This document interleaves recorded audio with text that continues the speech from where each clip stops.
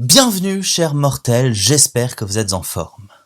Étant en train de préparer des trucs complexes et d'enquêter sur des sujets pour la chaîne, j'ai voulu me pencher sur quelque chose de facile.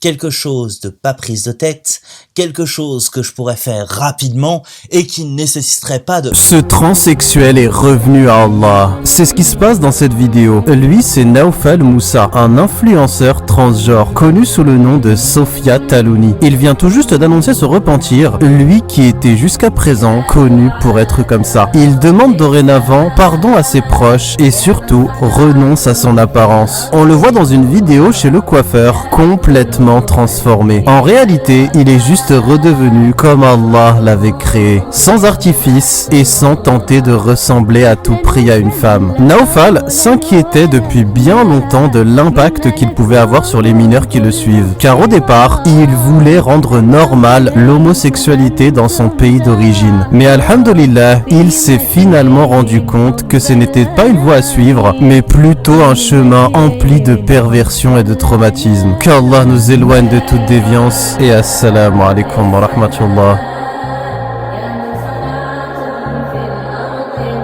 Ah! Mais ce degré de transphobie à l'état pur... Je saigne des oreilles, mordieu.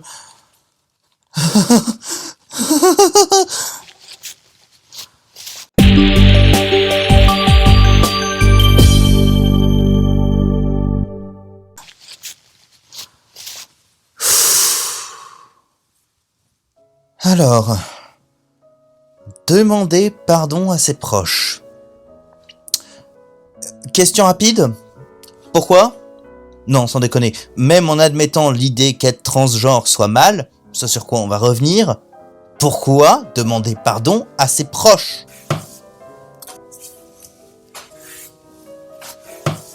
Tu sais, ta fille...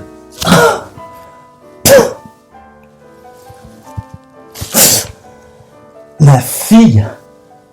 Femme, tu sais très bien que ma maladie au corps m'empêche de changer de pronom en parlant d'une personne. Ah oui, c'est vrai, ton manque d'empathie aiguë. Eh bien justement, ta fille m'a envoyé un article sur le fait qu'il faudrait vraiment... Rosebud. En dehors de ce genre de scénario, quoi? Le léger inconfort d'avoir à changer la façon dont tu t'adresses à une personne, ça vaudrait la peine qu'on précise que cette pauvre femme a dû aller se traîner à genoux pour supplier sa famille de la pardonner? Parce que même si tout ce qui est dit dans ce short est vrai, et ça aussi on y reviendra, je pense que sa famille a dû suffisamment lui dire à quel point sa nature était mauvaise. Ce sont eux qui ont mal agi et elle qui devrait s'excuser? Pourquoi la transition de genre n'est pas un problème? Ok, en 3 minutes chrono, top. Plusieurs études ont démontré que c'était au niveau de la biologie du cerveau, avant la naissance, que se jouait la perception de genre. En effet, si biologiquement la courbe de distribution de sexe ressemble à ça, ceci étant le point précis de masculin et ceci le point précis de féminin, bon déjà il y a plein de gens qui ne correspondent pas tout à fait ou pas du tout à des normes de sexe, dire qu'il y a deux sexes est une bonne approximation qui repose aussi sur de fortes normes sociétales, mais il faut comprendre que ce n'est absolument pas vrai. Par ailleurs, sexe n'est pas genre. Le fait que ton corps soit gaulé d'une certaine façon n'a rien à voir avec le fait que tu devrais avoir le droit de parler dans une assemblée, aimer le rose, les poupées, les bagarres ou encore vouloir des enfants. Ces choses-là sont démontrées comme étant influencées par des normes culturelles.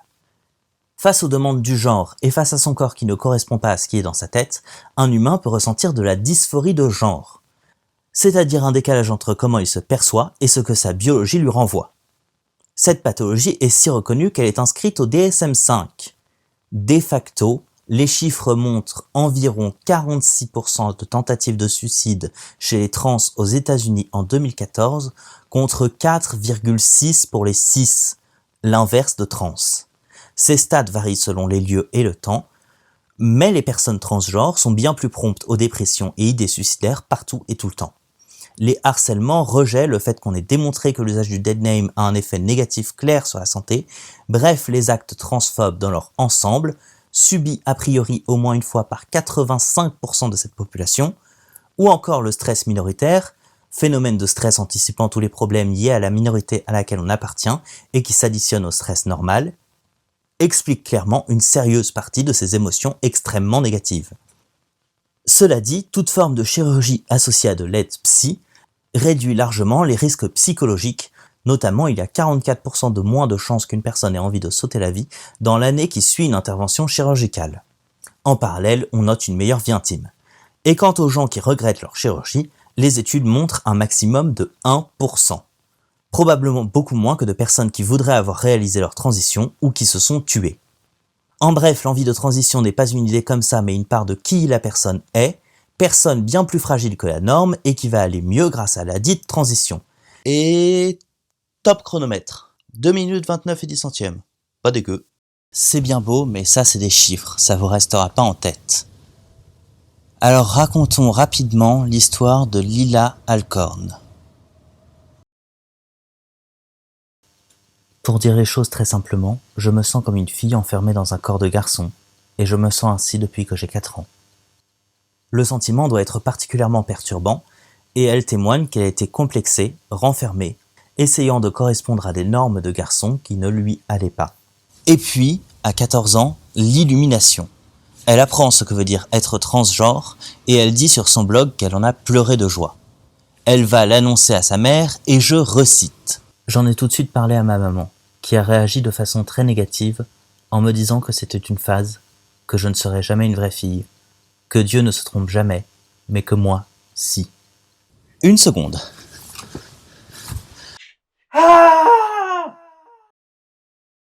Retenez que c'est le moment où tout tourne mal. Ses parents vont être de sympathiques individus. Ils ne vont pas la laisser suivre un traitement pour sa transition, ni un pour sa dépression, mais vont l'envoyer en thérapie de conversion. C'est-à-dire une pseudothérapie fondée sur l'idée absurde que la science et surtout la prière, et beaucoup de violence sur les patients, on va pas se mentir, peuvent faire changer quelqu'un de son côté LGBT à un côté normal. Alors je suis sûr que 3 pilules, des heures de prière et lui dire que c'est mal peuvent transformer une girafe en lion, hein. Mais en attendant, si on lui filait autre chose que de la gazelle comme repas et qu'on lui disait pas que son long cou est une honte. Entre autres maltraitances, ses parents lui ont aussi offert des coupures du vilain internet qui devait avoir endoctriné cette idée dès ses 4 ans, donc je suppose, ou des phrases comme « Tu ne seras jamais une vraie fille. Qu'est-ce que tu vas faire? Baiser les garçons? Dieu t'enverra directement en enfer. » Des gens charmants. Au bout d'un moment, après environ 3 ans de lutte, Lila n'en a plus pu et a laissé sa dépression gagner. Elle s'est jetée sous les roues d'un camion. Elle a laissé un mot sur son blog. Je vais en lire des extraits. Sachez que c'est une lecture difficile et que si ça doit activer ou réactiver des traumas chez vous, il faut passer directement à ce timecode.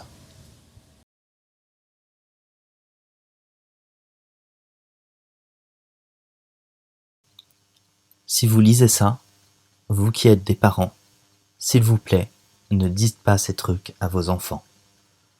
Même si vous êtes chrétien ou opposé aux gens transgenres, ne dites jamais ça à personne et encore moins à vos enfants. Ça ne cause rien d'autre que de la haine contre eux-mêmes. C'est exactement ce que ça m'a fait. Après un été en n'ayant pratiquement aucun ami et à porter le poids de la préparation pour le lycée, d'avoir à économiser pour déménager, de continuer à avoir des bonnes notes, d'aller à l'église chaque dimanche et de me sentir comme une merde parce que tout le monde là-bas est contre tout ce pourquoi je vis.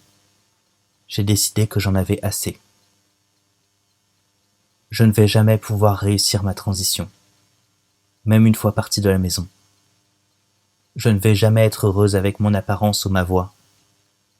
Je ne vais jamais avoir assez d'amis pour être satisfaite. Je n'aurai jamais assez d'amour pour être satisfaite. Je ne trouverai jamais d'homme qui m'aime. Je ne serai jamais heureuse. Soit je continue ma vie comme un homme solitaire qui voudrait être une femme, soit je vis ma vie en tant que femme, encore plus seule et qui se déteste. Il n'y a pas de bonne solution. Il n'y a pas d'issue. Je suis déjà assez triste. Je n'ai pas besoin que ma vie devienne pire. Les gens disent que ça ira mieux bientôt. Dans mon cas, c'est pas vrai. Ça devient pire.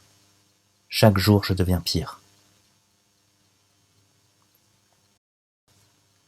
La seule façon dont je pourrais reposer en paix, c'est si un jour les personnes transgenres ne sont plus traitées comme je l'ai été, mais comme des êtres humains, avec des droits légitimes d'êtres humains. Les genres ont besoin d'être enseignés à l'école, et le plus tôt sera le mieux. Ma mort doit signifier quelque chose. Ma mort doit être comptée parmi celles des personnes transgenres qui se seront suicidées cette année.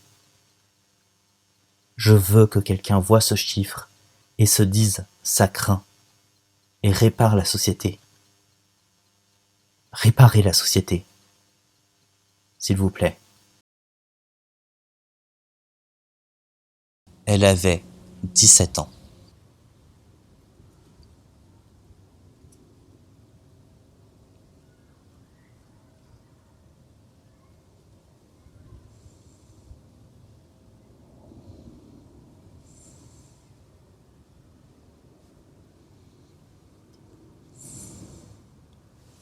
Hé hé hé, ho ho ho.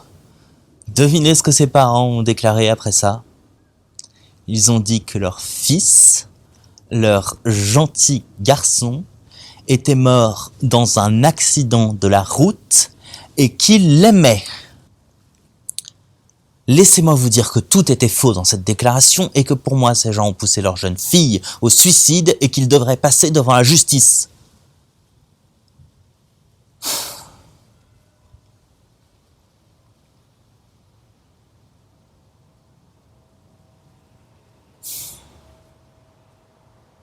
Mais revenons-en à la vidéo. Alors que cette personne, Naoufel ou Sophia, ait décidé de revenir à un genre masculin n'est pas un problème. C'est son droit, et même si j'ai des raisons de soupçonner que c'est plus délicat que ça, il est tout à fait légitime pour lui de détransitionner si c'est ce qu'il souhaite. En revanche, il n'a toujours aucune excuse à présenter à ses proches. Les stats et l'exemple montrent que ce serait plutôt l'inverse. Et il a effectivement été victime de vagues de harcèlement qui restent latentes dans cette vidéo. On peut aussi se poser la question de la sincérité que ça peut avoir quand il est originaire du Maroc, où c'est illégal, et vit en Turquie, où il n'y a pas de législation claire, mais où les agressions contre les LGBTQIA+, sont fréquentes, et où le silence du gouvernement sonne parfois complice. Par ailleurs, vous voyez cette petite phrase ? Car au départ, il voulait rendre normale l'homosexualité dans son pays d'origine. Ça fait référence à des faits bien précis. En 2020, il avait décidé d'outer plusieurs homosexuels marocains. Or, le fait pour un homme d'aimer d'autres hommes reste illégal dans ce pays, et donc plusieurs ont fait les frais de ces dénonciations. Et il avait également encouragé à faire de même sur les réseaux sociaux. Il a expliqué plus tard que son but était de rendre normale l'homosexualité. Ce dont certains doutent très fort, notamment parce qu'étaient aussi sortis plusieurs des adresses et numéros de téléphone de certains des dénoncés. Cette vague d'outing avait causé des suicides. Enfin, Naoufel, dans cette vidéo, ne pose pas devant n'importe quel bâtiment, mais devant le centre esthétique qu'il vient d'ouvrir, profitant de la com énorme de son retour à sa vraie nature et des douas et bénédictions générées par celle-ci. Alors j'ai pas bien compris ce qui ouvrait exactement, puisque clairement la clinique existait déjà avant, mais vu les propres vidéos de Naoufel, ouais, on est sur une inauguration. Pour récapituler, on nous met en avant une personne qui a fait une transition puis une détransition, et qui a dans l'intervalle fait quelque chose d'au mieux très maladroit pour lequel il n'a pas pris ses responsabilités, au pire de franchement très homophobe, et qui pourrait n'avoir fait sa détransition que pour des motifs purement commerciaux, mais on nous saupoudre cette horreur de « qu'Allah nous protège » et de jolie musique, alors tout va bien. Vous l'aurez compris, vous êtes dans un Réactu et un café. Aujourd'hui, on va analyser la chaîne YouTube de TikTok musulman, une chaîne TikTok à la base, mais qui a aussi posé ses valises sur YouTube et qui les a bien posées, puisqu'à l'heure où j'écris ces lignes, ils ont 677 vidéos et 439 000 abonnés. Vous pensiez qu'on avait touché le fond ? Eh bien non. Un homosexuel fait une proposition à la Mecque. Alors on va passer très vite sur le début de cette vidéo. Cet homme est choqué qu'un autre homme lui propose une partie de jambes en l'air alors qu'il se trouve à la Mecque. C'est ici que ça devient intéressant. Et le pire dans cette histoire, c'est que le frère nous dit que depuis qu'il est à la Mecque avec sa mère, ça fait la 3e proposition de ce genre qu'un homme lui fait. Qui aurait cru un jour que ce genre de déviance allait arriver à la Mecque? Non, ne vomissez pas tout de suite à cause du mot déviance. On va voir qu'il est encore soft. Cela dit, moi, je rappelle que l'homosexualité est innée, fait partie de la nature de l'individu, donc connue de et conçue par Allah, qu'on la retrouve chez plus de 1500 espèces animales, et que ne serait-ce qu'en 2000, l'Arabie Saoudite condamnait 9 hommes au fouet et à la prison pour ces faits. Mais avec les concerts et les fêtes autorisées, les boîtes de nuit et toute cette ouverture d'esprit en Arabie Saoudite, ce n'est pas étonnant que ce genre de déviance commence à se multiplier. Ah bah oui! Mais oui! Les fameux zombies gays! Oh, la déshumanisation pure et dure. Ça y est, ce sont des monstres. Comment est-ce que ça te contamine un zombie gay? Et est-ce qu'il doit te mordre au niveau de l'asperge ou... Notons aussi que le diagnostic est clair. C'est la fête et les boîtes de nuit qui rendent gays. Alors, laissez-moi passer un coup de fil à Kikez de la chaîne Techniquement ce qu'il faut savoir. Alors... Oui, allô Kikez. Allô? Ouais, comment ça va? Ouais, ça va? Ouais, je vais pas pouvoir te parler très longtemps, là je suis en cuisine. Alors vas-y. Dis-moi, j'avais une question rapide. Une question rapide, ok. Est-ce que c'est la fête et les boîtes de nuit qui rendent gay? Alors c'est une très bonne question. Salut à toutes et à tous. Est-ce que le fait de sortir en boîte de nuit rend gay? Alors techniquement, ce qu'il faut savoir, non. Ouais. Dis-moi, tu pourrais te développer un peu plus? Alors faire la fête, s'amuser entre amis, avoir la liberté de s'amuser avec la danse et la musique, c'est cool dans le sens de joyeux, hein, c'est gay, oui. En revanche, ça existe, attends, je regarde mes notes. Non. Ah ouais, voilà. On sait pas, mais probablement depuis avant le feu. Donc soit ce que dit la chaîne est vrai, et alors tout le monde devrait être gay, soit c'est juste de la merde. Techniquement, ce qu'il faut savoir, c'est qu'à la question « Est-ce que sortir en boîte rend gay ?», la réponse est non. Ah, attends, 2 secondes, il y a mon four qui a fini.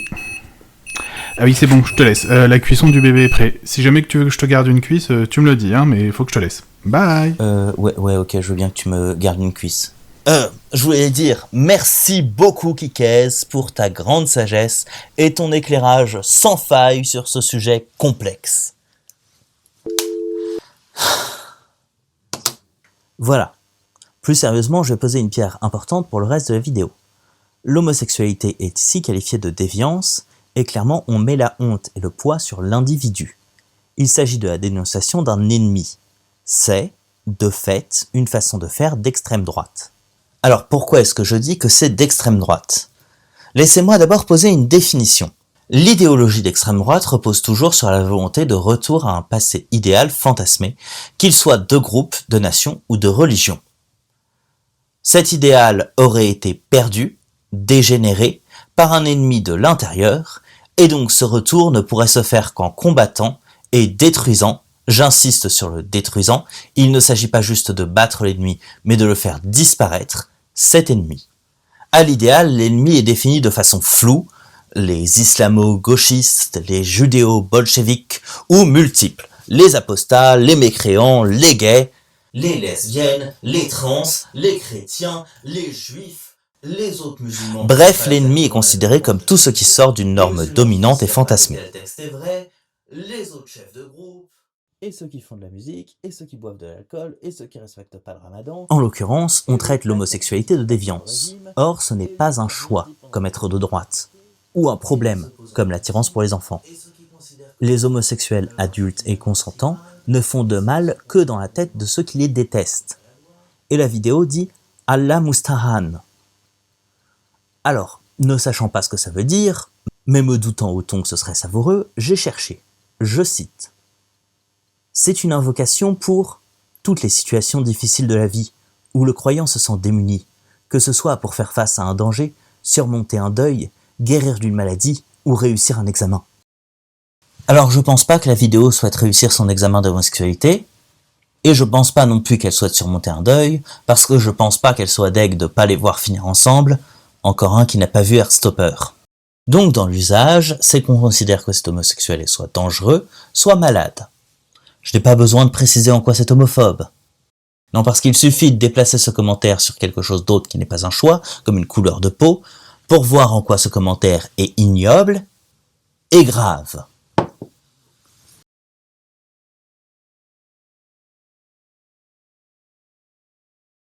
Je dis pas que la chaîne est entièrement d'extrême droite. Je dis qu'elle relaie des idées d'extrême droite intrinsèques aux groupes religieux les plus réactionnaires.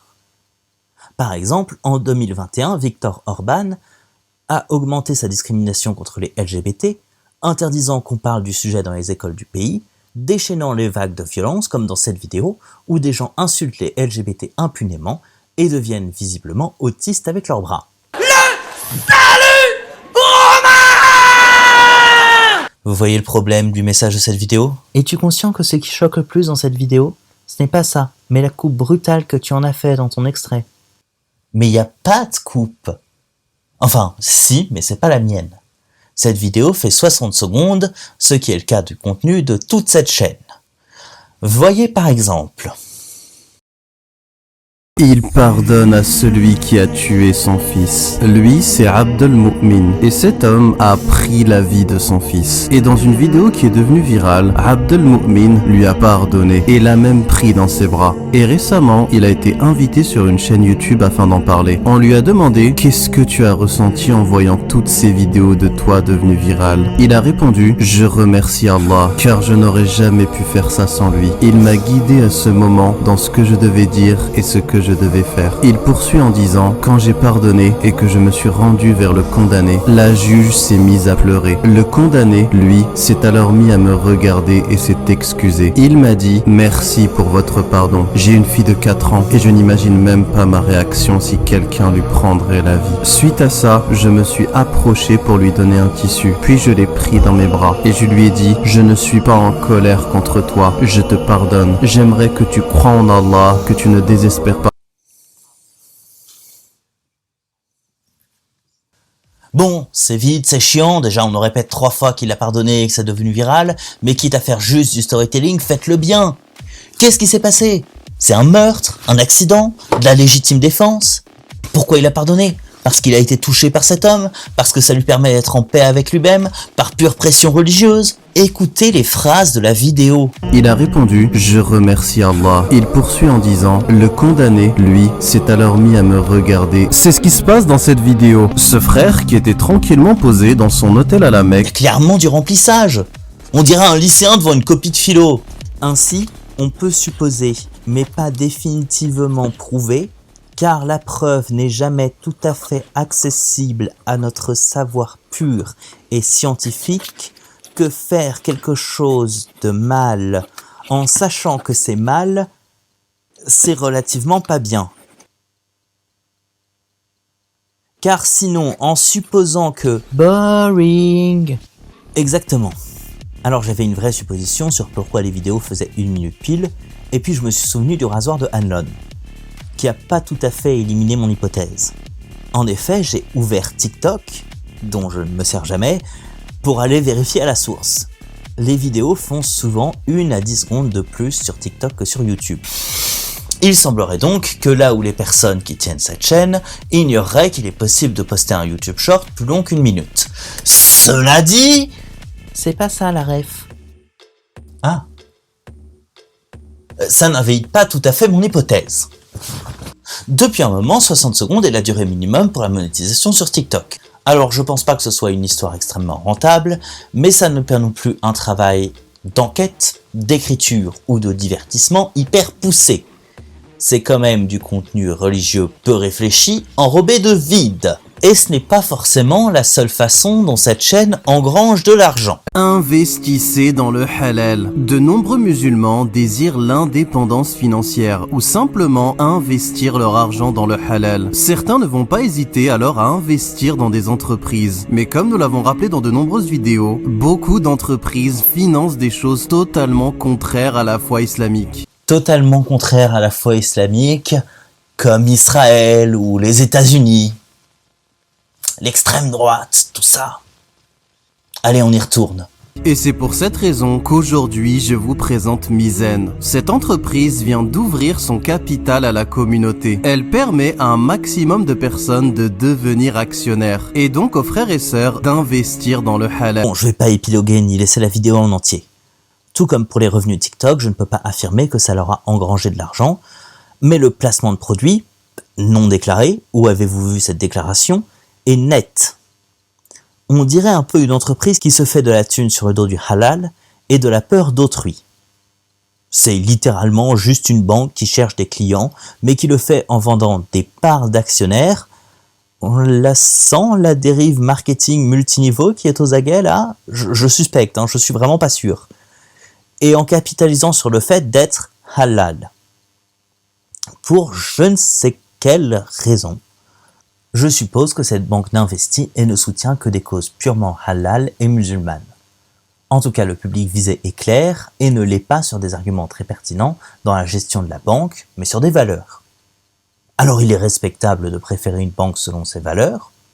Je trouve juste que ça confine vraiment à la démagogie. Quand on se balade sur leur site, la com est vraiment entièrement pensée autour du fait que c'est halal.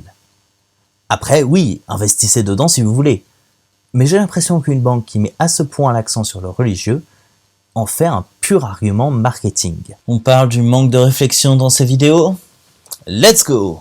Cette tribu d'aveugles connaît le Coran par cœur. Ce youtubeur, connu pour parler d'islam, s'est rendu en Mauritanie. Et là-bas, il a entendu parler d'une tribu pas comme les autres. Des hommes et des femmes, vivant dans un endroit reculé, étaient tous aveugles et connaissaient le Coran par cœur. Et après plusieurs jours de voyage, il est enfin arrivé au village. C'est Cheikhna, le chef du village, qui l'a accueilli. Et malgré le manque de moyens, il lui a immédiatement proposé à boire chez lui. Il lui a même dit « Ici, c'est comme chez toi. » Vous la sentez, la phrase qui rallonge la vidéo, qui pourtant ajoute des grâces ou invocations à Allah.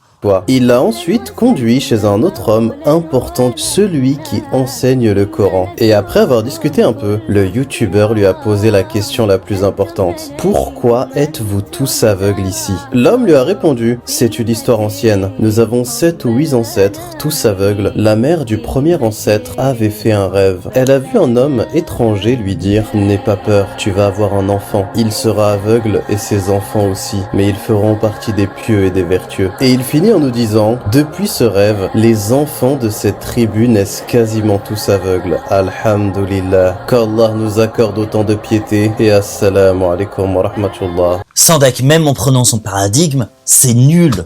Ils font partie des pieux, ok, mais il y a plein de gens qui font partie des pieux et qui sont pas aveugles. Au fil de mes recherches, j'ai trouvé un autre reportage YouTube qui présente la même histoire, mais en changeant 2 mots. Ce ne sont plus des vertueux, mais les plus vertueux. Et là, ton compte, au moins, il a un faux semblant de sens. Allah leur a fait renoncer à la vue, mais les placera probablement au plus haut du paradis.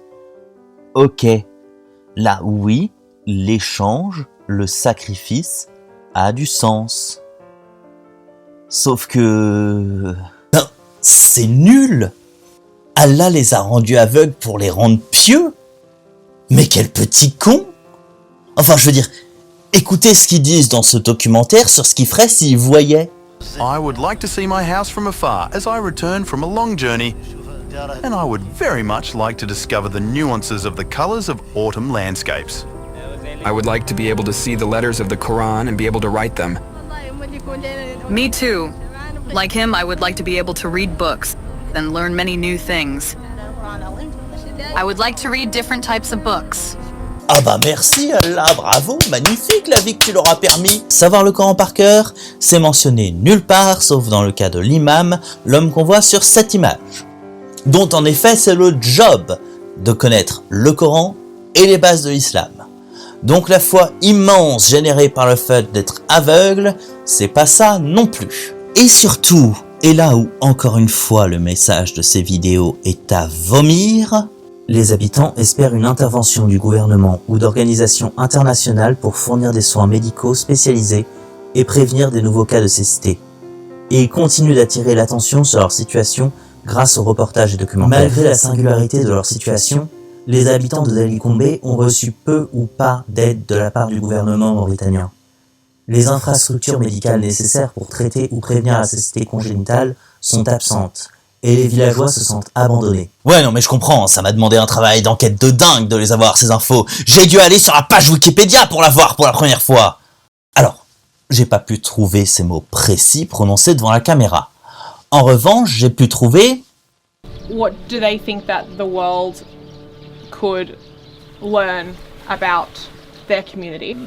الوصول رسالة عن هذه الجماعة أنها جماعة مكفوفة وهي اللي قليلة شكلها في العالم. موريتانيا بعد شكلها ما هو خالق في العالم لا يعود لها قليل والله ما هو خالق. وراه والله دولة ما قد تداوي أشخاص منا حاولوا إنهم يتداووا عند مراكز الدولة ما وافقوا.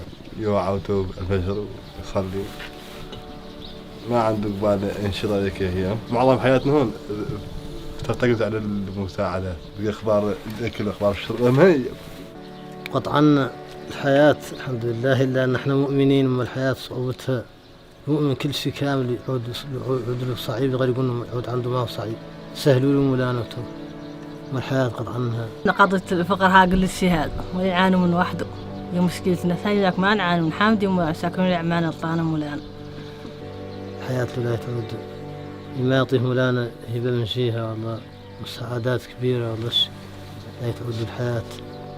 اختاروا الرسالة اللي نختاروا نوصلوا للعالم ومع العالم اليوم عاد قرية إلكترونية. عندي في القرية ما زالت معزولة 100% في القرن 21 نظرا للاكتشافات اللي وعدت لها والبرتاجات اللي مشات منها مع ما تغيرت من واقعها محتاجة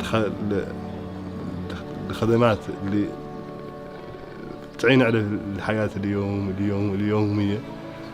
يوجد هواتف تتكلم كمثل ايفون فيها نوع فيها بواي صفر وفيها خدمات تساعد في الشخص الأعمى على الكتابة وعلى Je ne pense pas tirer des conclusions hâtives en disant que ces gens ont vraiment une vie difficile, que la religion et les explications religieuses sont un réconfort face à un handicap et une souffrance qu'ils endurent, certes d'une façon impressionnante et inspirante, mais se contenter d'en faire un exemple, c'est admettre la chose, c'est ne pas vouloir qu'elle change, et c'est une habitude parasitaire de la religion qui glorifie la souffrance et le martyre en échange de promesses creuses. وأثر الإسلام على شخص الأعمى يزيده طمأنينة كما ورد في الحديث عن النبي صلى الله عليه وسلم أن من فقد حبيبتيه دخل الجنة. هذه خصوصية. Il faut espérer que le gouvernement mauritanien se retrouvera à un moment avec l'envie ou la pression nécessaire pour avoir à se pencher sur eux et leur faciliter la vie, pas que des TikTok de qualité moyenne trouvent leur souffrance magnifique. Maintenant parlons du point de vue d'Allah. Qu'est-ce qu'il y gagne? Ces gens apprennent le Coran? Ouais, et alors? Il y a plein de gens qui apprennent le Coran de par la terre entière et qui sont pas aveugles. Ils ont la foi, et donc... Non, du point de vue d'Allah, le seul intérêt d'avoir pu causer ça, c'est pour son petit plaisir sadique. Et des histoires qui, si on les déroule, ne font que montrer la cruauté et l'iniquité de ce Dieu présumé, sont légion sur cette chaîne. Tenez, par exemple... Il invoque Allah et survit au crash d'un avion. Laissez-moi passer les 10 secondes de silence...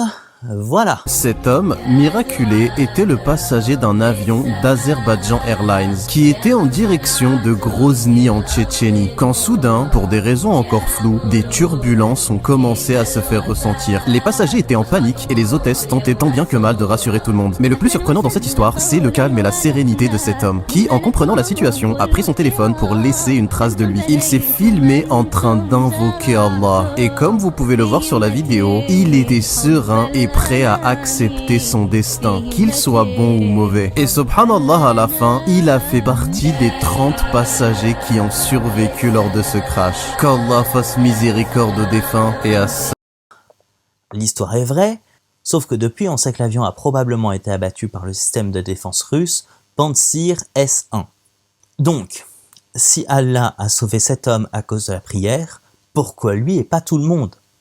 Pourquoi ne pas avoir dévié le missile ou empêché n'importe quelle autre cause du crash?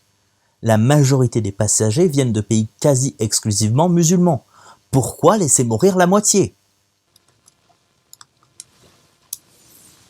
Autre exemple, la fin de celle-ci sur la mort d'Abou Bakr Cissé il y a quelques mois. Le frère de Abou Bakr s'est exprimé lors d'une marche et il a dit « C'est Dieu qui a décidé, c'est Dieu qui l'a voulu. Alhamdulillah. Mourir dans un lieu saint, pour moi, il est mort martyr. Alhamdulillah. » On comprend alors à travers cette histoire le climat extrêmement dangereux à l'endroit des musulmans en France. La propagande des médias, soutenue par une majorité de politiques qui ne font que parler d'islam, ont créé des monstres. Qu'Allah fasse miséricorde au frère Abou Bakr et à Assalamu alaikum wa rahmatullah. Là, la rationalisation religieuse fait chier, parce qu'au lieu de se concentrer sur la dénonciation du problème correct, le fait que du macronisme à l'extrême droite, tout le jeu politique français reprend les idées de submersion migratoire, de grand remplacement, de l'islam qui serait une menace pour la France, la vidéo brouille son message avec l'idée que c'était la volonté d'Allah qui voulait faire de cet homme pieux un martyr. Or, la première partie est une dénonciation importante, démonstration d'un vrai problème, d'une diabolisation d'une partie de la population par une classe importante et influente de la classe politique qui mène à des projets de violence qu'il faut qualifier de terroristes. Et la deuxième partie donne juste l'impression qu'Allah et sa religion kiffent voir les musulmans souffrir. Je pense qu'on a traité de l'essentiel, alors on va aller vite sur les derniers exemples, histoire de conclure. Elle pète un câble à la mosquée.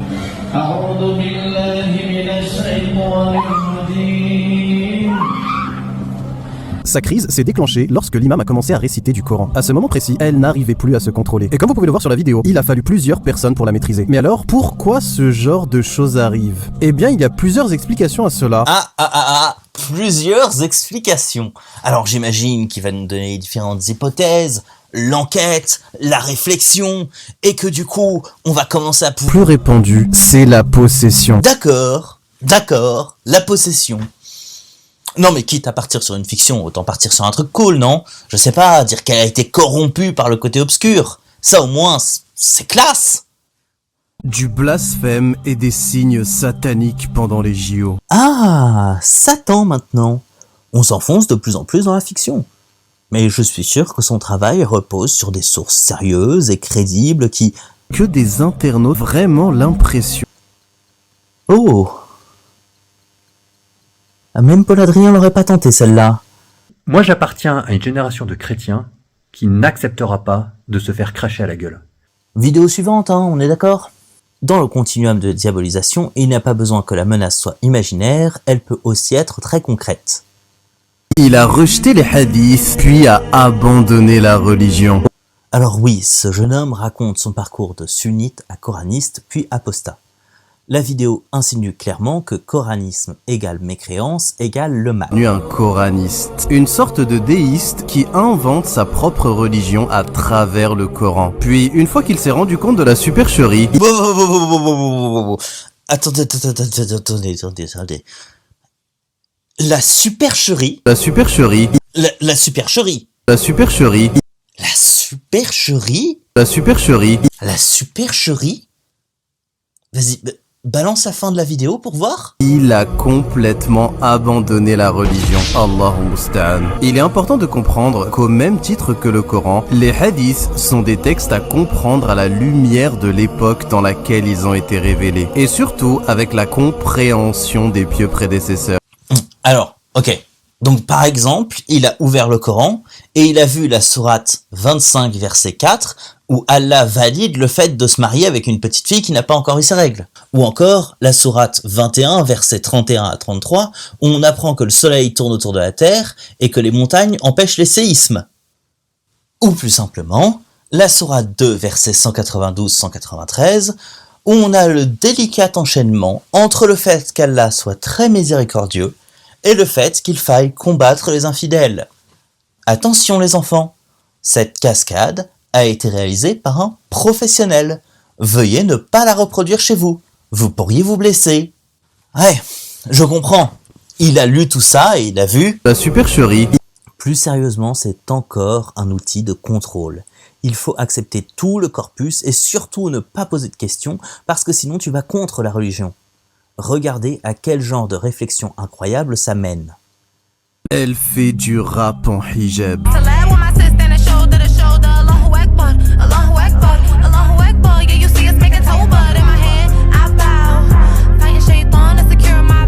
Allahu musta'an. Non.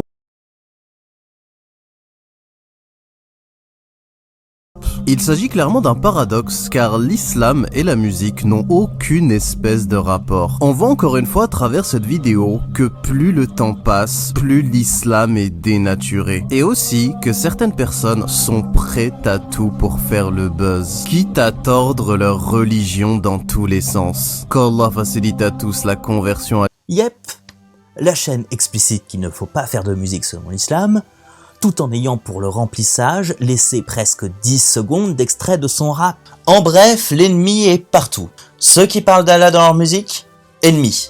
Israël, ennemi. La classe politique française, ennemi. Les LGBT, oulala, beaucoup ennemis eux. Les gens qui n'ont pas la bonne interprétation de l'islam et du Coran, ennemis. Encerclés d'ennemis de cette façon, ce genre d'idéologie a d'autant plus d'espace pour les déshumaniser et donc justifier leur self-défense agressive envers eux. Alors je ne dis pas du tout que ce TikTok travaille pour l'État islamique. Je dis juste qu'il transporte, probablement sans même que son auteur l'ait pleinement réalisé, son lot d'idéologies nauséabondes, ainsi que d'exploitation de la foi et de la souffrance des musulmans. Le tout avec beaucoup de remplissage et peu de qualité, mais qui rapporte peut-être 3 copecs. Ça ne m'a l'air ni suffisamment travaillé, ni suffisamment réfléchi pour savoir porter tous ces messages et avoir envie spécifiquement d'instiller la haine. Non, je pense que c'est un mélange d'opinions dégueulasses non censurées et de ce que ça révèle de profondément malsain et dégoûtant dans cette idéologie, heureusement non partagée par la plupart de nos compatriotes musulmans qui sont bien meilleurs que ces opinions. Allez, on va pas cesser sur une conclusion triste comme ça.